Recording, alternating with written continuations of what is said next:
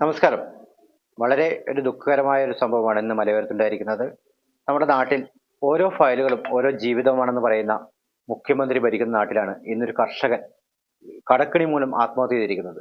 അദ്ദേഹത്തിന് കിട്ടാനുള്ള ആനുകൂല്യം യഥാസമയം കൃഷിവകുപ്പ് എത്തിച്ചു കൊടുക്കുമായിരുന്നെങ്കിൽ ആ മരണം ഒഴിവാക്കാമായിരുന്നുവെന്നാണ് ഇന്ന് ആ നാട്ടുകാരും അതുപോലെ അവരുടെ ബന്ധുക്കളും ഒക്കെ നമ്മോട് പങ്കുവച്ച ഒരു വിവരം.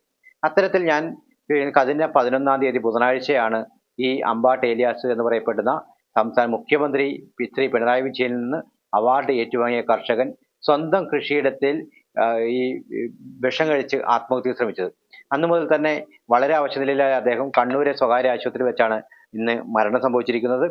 അപ്പോൾ ഈ അന്ന് അതായത് ബുധനാഴ്ച ഈ അത്യാസന്ന നിലയിലായ കർഷകനെ അദ്ദേഹത്തിന് സബ്സിഡി കൊടുത്തിരിക്കുന്നത് വെള്ളിയാഴ്ചയാണ്. അതായത് 48 മണിക്കൂർ കഴിഞ്ഞപ്പോൾ തന്നെ കൃഷി വകുപ്പ് ഉണർന്നു. ആ ഉണർന്ന കൃഷി വകുപ്പുകാർ ആ 48 മണിക്കൂർ എടുക്കുന്നതിന് മുമ്പ് തന്നെ ആ ബുധനാഴ്ച രാവിലെ അദ്ദേഹത്തിന്റെ അക്കൗണ്ടിലേക്ക് ആ പണം എത്തിച്ചു കൊടുക്കാൻ സാധിക്കുമായിരുന്നെങ്കിൽ ഈ ജനകീയനായ നല്ലൊരു കർഷകനെ നമുക്ക് നഷ്ടമാകില്ലായിരുന്നു. അപ്പൊ ഈ അധികൃതര് അതായത് സർക്കാരിന്റെ സംവിധാനങ്ങൾ യഥാസമയം ഉണർന്നു പ്രവർത്തിച്ചില്ല എന്നുള്ള പരക്കെ ആക്ഷേപമാണ് നാട്ടിൽ നിന്ന് എല്ലാ ഭാഗത്തുനിന്നും ഉയരുന്നത്. അമ്പാട്ട് ഏലിയാസ് ചേട്ടന് മാത്രമല്ല, ഞങ്ങൾ ഇന്ന് നിരവധി മറ്റ് കർഷകരും കുറെ ആൾക്കാർ നമ്മളെ സമീപിച്ചിട്ടുണ്ട്. സബ്സിഡി കിട്ടാത്ത കർഷകർ, അതുമാത്രമല്ല ഹോർട്ടികോർപ്പ് പോലുള്ള സർക്കാർ സംവിധാനങ്ങൾ കർഷകന്റെ ഉൽപ്പന്നങ്ങൾ വാങ്ങാത്ത സംബന്ധിച്ച് നിരവധി പരാതികൾ. നിരവധി കർഷകരാണ് മലയോര മേഖലയിൽ കൃഷി വാങ്ങാൻ കൃഷി ചെയ്തിട്ടും അത് വിൽപ്പന നടത്താൻ സാധിക്കാതെ കൃഷിയിടത്തിൽ നശിക്കുന്ന ഒരു സാഹചര്യം വരെ ഈ അടുത്ത കാലത്ത് മലയോരത്തിന്റെ ഇപ്പോഴുമുണ്ട്.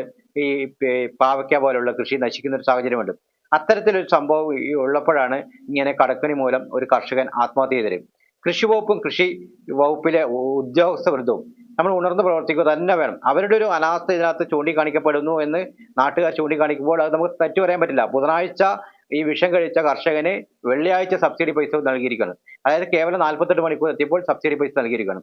അത് ലേശം കൂടെ വേഗത്തിലാക്കുകയായിരുന്നെങ്കിൽ ഇത്തരത്തിൽ ആ കർഷകന്റെ ജീവൻ നമുക്ക് പിടിച്ചെടുത്താൽ മാത്രമല്ല, ഈ നമ്മൾ കാണും അമ്പാട്ടി ഏലിയാസ് ചേട്ടന്റെ കൃഷിയിടത്തിൽ പോയി കാണാം.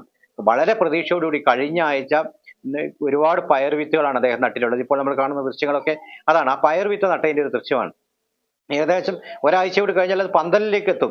പന്തലിലേക്ക് കയറുന്ന ഒരു പരുവത്തിലാവും. അങ്ങനെ വളരെ കൃഷിയെ വീണ്ടും വീണ്ടും സ്വപ്നം കണ്ടുകൊണ്ടിരിക്കുകയാണ് ഈ നിവൃത്തി കടക്കണിയിൽപ്പെട്ട് അദ്ദേഹത്തിന് അടിയന്തരമായിട്ട് 70,000 രൂപ കൊടുക്കാനുണ്ടെന്നാണ് നമ്മൾ മനസ്സിലാക്കുന്നത്. ആ 70,000 രൂപ കൊടുക്കാൻ പറ്റാത്തതുകൊണ്ട് അഭിമാനം അദ്ദേഹത്തെ ജീവിക്കാൻ അനുവദിക്കാത്തതുകൊണ്ടാണ് അദ്ദേഹം മരണത്തിന് കീഴടങ്ങിയിരിക്കുന്നത്.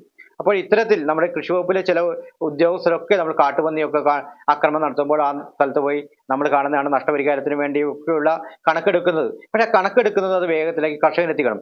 പക്ഷെ കണക്കെടുക്കൽ വെറും പ്രഹസനമാക്കി കാണാൻ പാടില്ല. ചില ഉദ്യോഗസ്ഥർ നമ്മൾ കാണുന്നത് ഓടിപ്പോയി നമ്മൾ കാട്ടുപന്നിയോ മറ്റ് വന്യമൃഗങ്ങളോ നശിപ്പിച്ച സ്ഥലത്ത് പോകുന്നു, സെൽഫി എടുക്കുന്നു, മാധ്യമങ്ങളെ വിളിച്ച് ഫോട്ടോ കൊടുക്കുന്നു, അങ്ങനെ പിന്നീട് അത് സോഷ്യൽ മീഡിയയിൽ പങ്കുവെക്കുന്നു, ആ വന്ന വാർത്തയും ഫോട്ടോയൊക്കെ. അതിനു പകരം അവരങ്ങനെ കാണിക്കുന്ന കൃഷി വകുപ്പിലെ ജീവനക്കാർ ഉണർന്ന് പ്രവർത്തിച്ച് കർഷകൻ എങ്ങനെയാണ് ഈ ഈ പ്രശ്നത്തിൽ കരകയറ്റുന്നത്, കാട്ടുപന്നിയിൽ എന്ന കർഷകന് നഷ്ടപരിഹാരം എങ്ങനെ കൊടുക്കാം, അല്ലെങ്കിൽ കാട്ടുപന്നി കയറാണ്ടിരിക്കാൻ എങ്ങനെ ചെയ്യും, അതുപോലെ ഏലിയാസ് ചേട്ടനെ പോലുള്ള കർഷകരെ എങ്ങനെ സഹായിക്കും, അങ്ങനെ നമ്മൾ ചെയ്യണം. നമ്മൾ സ്വന്തം പ്രസിദ്ധിയോ അല്ലെങ്കിൽ നമ്മൾ സ്വന്തം പ്രൊമോഷൻ ചെയ്യുന്നതിന് പകരം അവർ ആ കർഷകനെ പോലുള്ള ഈ ഏലിയാസ് ചേട്ടനെ പോലുള്ള ഒട്ടനവധി കർഷകർ ഇനിയുമുണ്ട് ചെറുപുഴ പഞ്ചായത്തിൽ. അവരെയൊക്കെ സംരക്ഷിക്കാൻ ചെറുപുഴ പഞ്ചായത്തിൽ മാത്രമല്ല ഈശ്വര പഞ്ചായത്തിലുണ്ട്. അങ്ങനെ മലയോര മേഖലയിലൊക്കെ ഉണ്ട് വളരെ കഷ്ടപ്പെട്ട് കൃഷിയോടുള്ള ഒരു സ്നേഹം മൂലം കൃഷി ചെയ്യുന്ന കർഷകർ. അവരെ സംരക്ഷിക്കാൻ ഇനിയെങ്കിലും കൃഷി വകുപ്പ് ഉണർന്നു പ്രവർത്തിക്കണമെന്നാണ് ഞങ്ങൾക്ക് പറയാനുള്ളത്.